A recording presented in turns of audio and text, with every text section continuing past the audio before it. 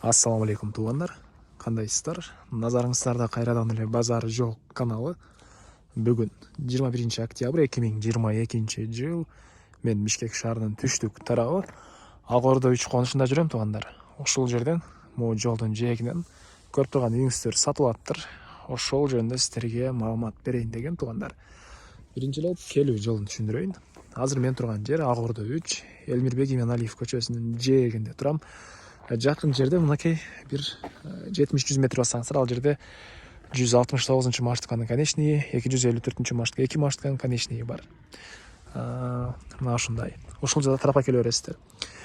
Гагарин көчөсү менен түз келсеңиздер, Элмирбек Иманалиев менен кесилишет. Ошол жерден анан түштүктү карай келе бересиздер.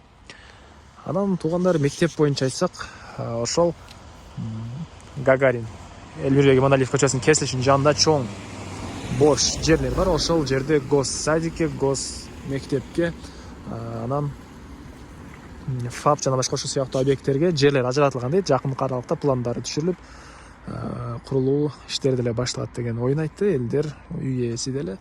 Негизинен президент деле жакынкы аралыкта келип ошол жерде ушундай сөзүн айткан туугандар. Мына ушундай. Эми мынакей бул үйүздүн көчө тарабы. Түндүк чек арабыз мынакей бул жерден башталат. Жерин аянт алтысы туугандар. Могу балондон түштүк чек арабыз. Кошуна забор үчүн фундамент куюптур, ошол жерге чейин. Забор үчүн фундамент куюптур, ошол жерге чейин болуп калат. Үйүбүз могу центральный жолдун жээгинде жайгашкан туугандар.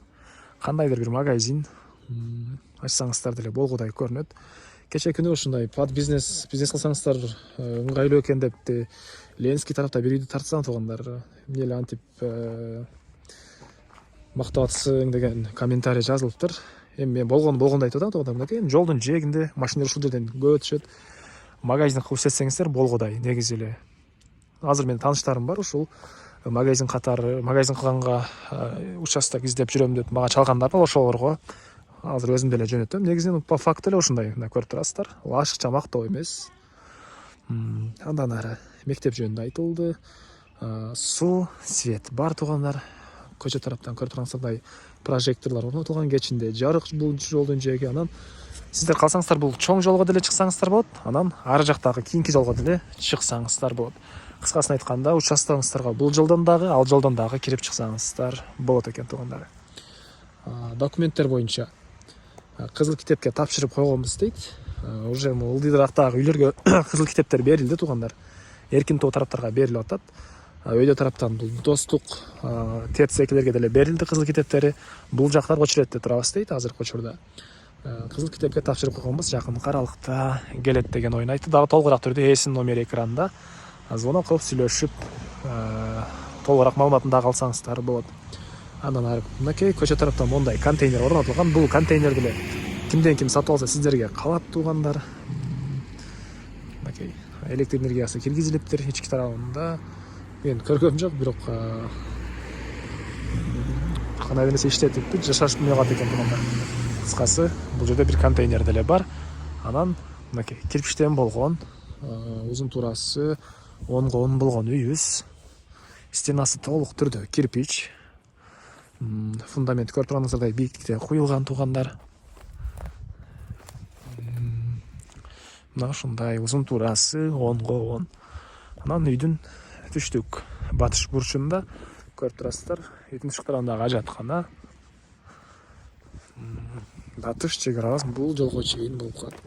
Мынакей жана айткандай эле бул жол менен деле сиздер кирип чыксаңыздар болот. Үйүбүздүн батыш тарабы.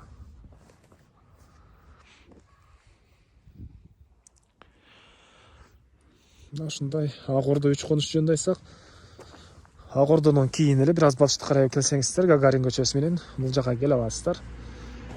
Шаардын түштүгүрөгүндө жайгашкан.